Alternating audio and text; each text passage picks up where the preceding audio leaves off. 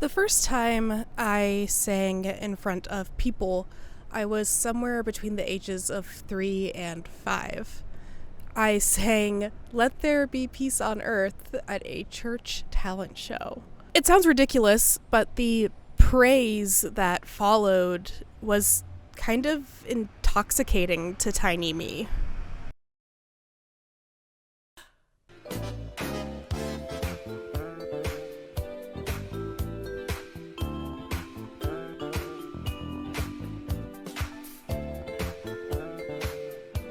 And all I've got to offer is sensitivity, intelligence, and charm.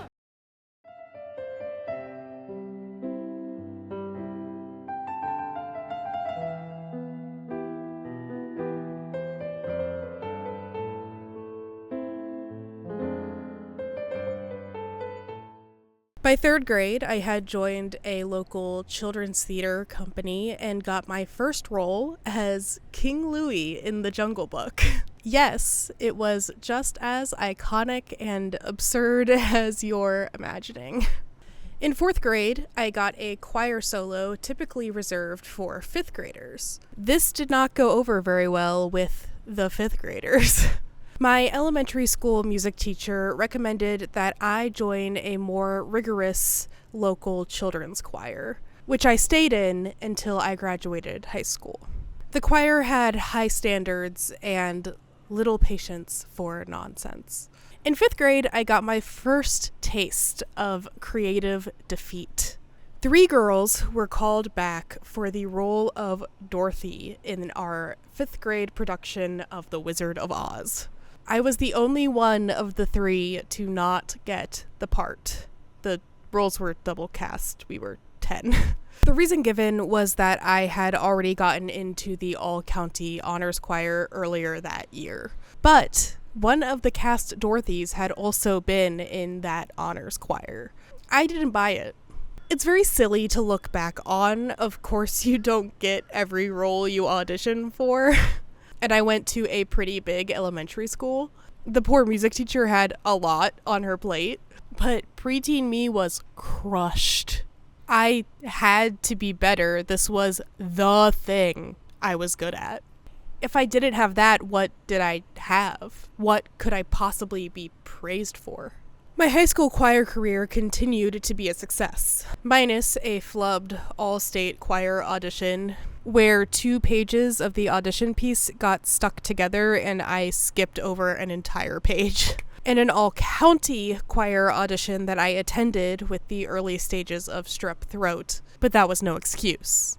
We pushed through these things. No worries though, my high school choir director spoke to the audition committee and made sure I got a spot. The thing I couldn't crack, despite taking private voice lessons, attending summer theater programs, being a member of multiple prestigious auditioned ensembles, was the high school musical. Year after year, I was put in the ensemble. More accurately, year after year, I was put in the strong singers part of the ensemble. I also never made it into the cast of a high school play. Despite many of my friends, many of whom had not been involved with the arts for as long as I had, or been involved with as many programs, got cast again and again. What was wrong with me? Obviously, things were more competitive than they were when I was 9. But there had to be something else. Had I lost my spark? The thing that had made me special? Was I wasting my time and my parents' money on all of this? I had to try harder. I had to be more perfect. This anxiety, this pursuit of perfection was, paradoxically, the problem. I recently watched 2 ballerina movies about the toxic pursuit of perfection. The first was 2010's psychological thriller Black Swan. Black Swan follows a young ballerina named Nina, portrayed by Natalie Portman, who is a part of the New York City Ballet. Nina is mild-mannered, sheltered, and a perfectionist. When she's cast as the lead in Tchaikovsky's Swan Lake, after fighting back sexual advances from the company's creative director by biting him. She's offered the role, which requires her to portray both the innocent white swan and the severe and sensual black swan. Nina is perfect for the white swan part of the role, drawing from her own innocence and perfectionism. The black swan is proving more difficult. She's haunted by a newcomer to the company named Lily. Lily is everything Nina is not. Everything she needs for the black swan. She's free-spirited, sexy, experienced. Lily has lived a life Nina has not. Nina is eventually overcome with obsession. What begins with picking at the skin around her fingers and rehearsal room crash-outs, who hasn't been there, ends in hallucinations, violent behavior, and eventually her own death. All in pursuit of artistic perfection, at the urging of the manipulative creative director. What struck me the most about Nina is how much she got in her own way. The belief that the way to tap into the free-spiritedness of the black swan was to dig deeper, more rehearsal, more perfection, when the thing she's actually missing is letting go of that perfection. Her counterpart, Lily, shows up late to rehearsal. She dances with a focus on emotion rather than technique. She laughs and socializes with her fellow dancers. All things Nina thinks she can learn through precision, becoming more and more frustrated that it isn't working. There's obviously a lot more going on with Nina in Black Swan, notably the immense outside pressure being put on her by the creative director and her mother. Her mother is controlling and invasive, treating her adult daughter like she's a child. The director is, well, a predator, for one, but also erratic, rude, and conniving. If you've worked in the arts, you unfortunately know the type. Nina's mother is applying immense white swan pressure on her daughter, while the director is applying immense black swan pressure. But Nina's inability to let go, even just a little bit, is what really pulled me in. Even when she does go out to a party with Lily, she does so with the goal of uncovering Lily's secret to tapping into black swan energy.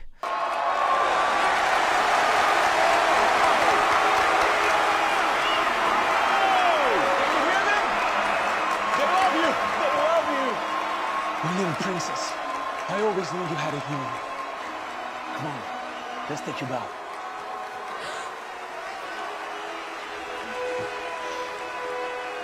Let's go get some help. Go get some help! Soon after graduating college, I got a job at a murder mystery dinner theater in Pittsburgh. Competition wasn't very high in Pittsburgh, and I was only paid $50 a show. But hey, technically, this was a paid theater gig. I was given good parts, made good friends, and got the sense of fulfillment from performing that I had been craving. The perfectionist was still there, thirsty for more. Hearing about things my friends were doing, convinced I could not also do those things, because I wasn't perfect quite yet. In 2018, my fiance's job relocated us to New York City. I jumped at the opportunity. New York had been a dream of mine for my entire life. The culture, the diversity, and, of course, the art. The art was what I really wanted to sink my teeth into. As an observer, I had friends who had moved to the city to pursue performance at a professional level. And that was not, and still is not, for me. And that was the only art scene I knew of in the Big Apple. The one that demanded perfection. Perfection that I don't have.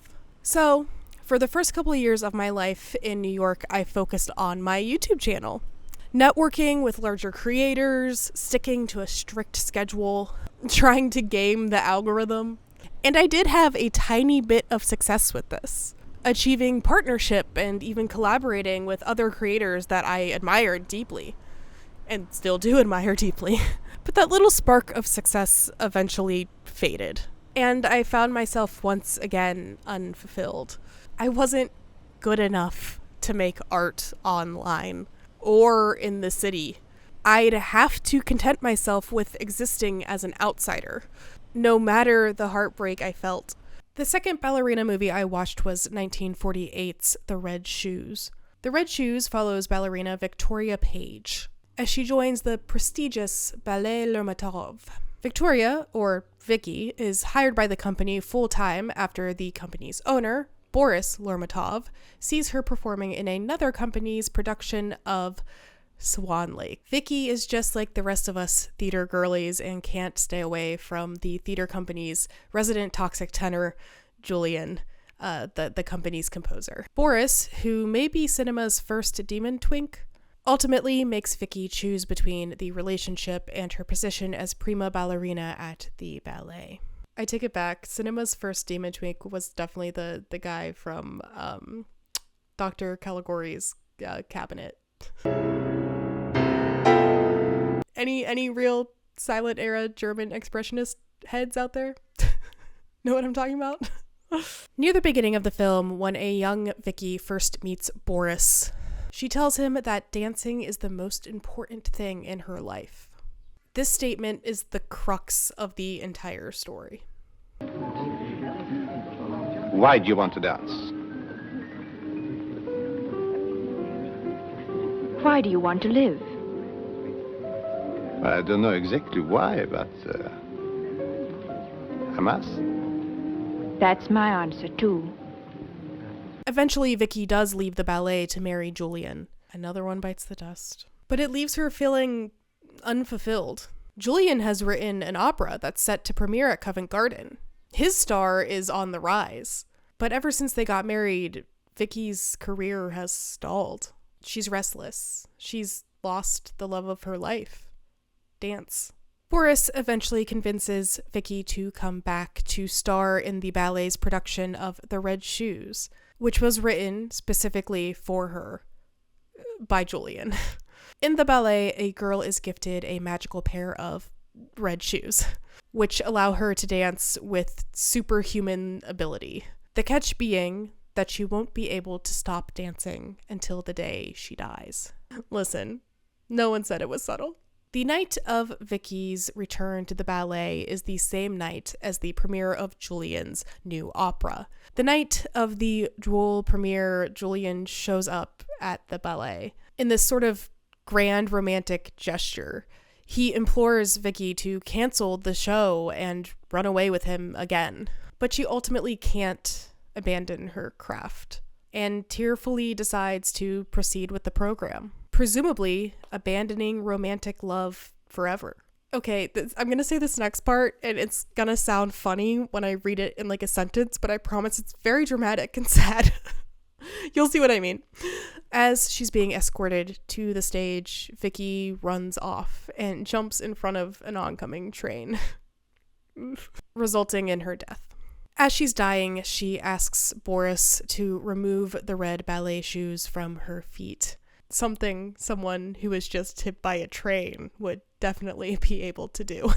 The Red Shoes is a meditation on art versus life and the relationship between the two. The sacrifices artists make in pursuit of perfection. The impossibility of that choice. There is no art without life, and there is no life without art. Abandoning a life well lived in pursuit of artistic fulfillment is a fool's errand. Nina and Vicky are two very different characters, despite both being ballerinas who perform in Swan Lake. Nina is unable to let go of perfection to enjoy her own art. Vicky is unable to let go of perfection to enjoy her own life. In early 2020, a friend of mine told me about an organization in the city called Redacted, a tuition-based community theater group in the city that provides a creative outlet for those with day jobs. I was intrigued, but the price point was a little high for me at that time. Luckily, at that time, they had a program where you could assist with load-in, tech, etc., and get a discount on tuition. I signed up to help with load-in for their spring 2020 musical. That, didn't happen. One pandemic later, it's 2022, and I finally signed up for a show with Redacted. And I'm nervous. Will this group be too good for me? Will it not be challenging enough? Will everyone be too cool for me? Too weird? At the time of writing, I have been doing shows with Redacted for 3 years. I've met some of the best friends I've ever had in my life through the organization. I've found an artistic outlet, and probably most importantly, I've found community. I even got a couple of good parts, but I was still so nervous. Still getting choked on some perceived expectation of perfection that doesn't exist. Consistently flubbing because I couldn't calm down. I signed up for voice lessons, for dancing classes, for scene studies, and definitely saw improvement. But when it came time to perform in front of people, the self-imposed pressure still left me performing not as strongly as I knew I could. In spring of this year, 2025, I took a risk. I auditioned for a play with another theater company. This was a paid opportunity in New York City. The odds weren't great, but I wanted to push myself. A couple of weeks after submitting my audition tape, an email. They wanted me to do an in-person callback. What? That can't be right. They sent this email to the wrong person. I'm not the perfect people like them look for. My anxiety shot through the roof. I hired an audition coach. I ran the side over and over and over again. The day of the audition came and my anxiety looped around to a sort of out-of-body calm.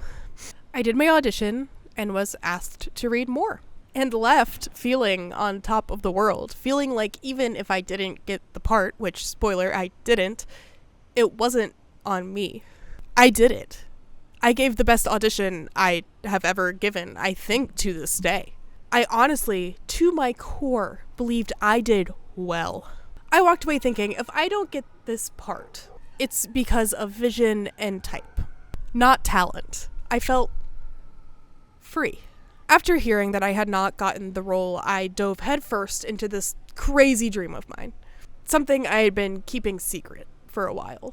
Not getting that role gave me the confidence to start my own theater company, to direct, to produce, to make art on my terms. For the first time in my life, I felt capable of the things I love. I also announced to my YouTube audience, hi, that I would no longer be keeping a strict uploading schedule. I'd still be creating videos, just not in a way... I'd still be creating videos, just not in a way that felt crushing. In a way that felt good. In a way that felt freeing. This is the first of those videos. I still have a long way to go. You don't unlearn years of perfection anxiety with one good callback. I wish. But I at least know the direction I'm walking. The direction of trusting myself and my work. A direction in pursuit of expression, not perfection.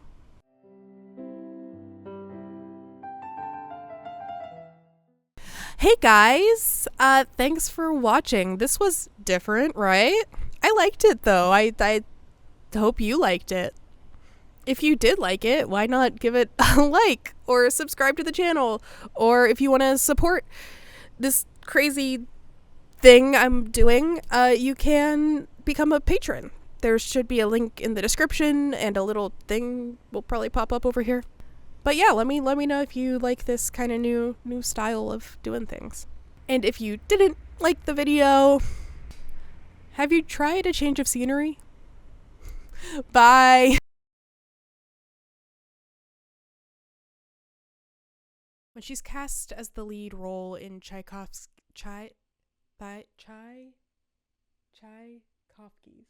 No worries though, my high school